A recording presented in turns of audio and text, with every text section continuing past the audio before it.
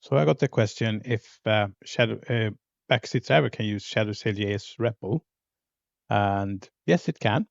So we have a shadow-cljs REPL here built with replicant, and we are using just Calva actually, and Calva Backseat Driver, which is the AI part of Calva, and then Copilot.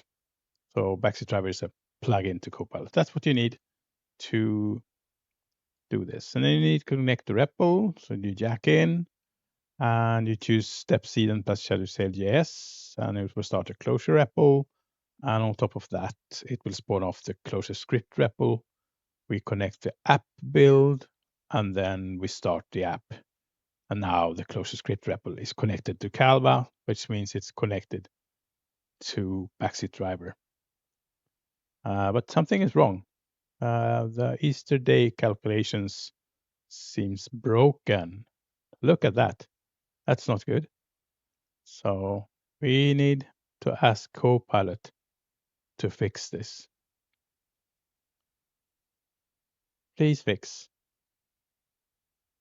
And now it will start with this. And this was a problem that it's of course a solved problem, but even so, the models of just a year ago or something like that couldn't solve this one shot really. But today they can, especially with the REPL. So it can, yeah, it will probably just make the correct solution to begin with.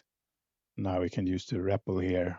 It's evaluating that. And now it's evaluating a test, and it will, yeah. So it's happy with the test there, which means it can update the file here. There you see. And now the app is fixed. We can convince ourselves.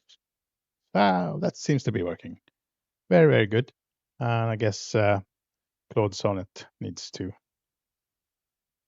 convince itself one more time that it actually is really, really fixed. But it is. So, yeah, we are happy. Very good bot.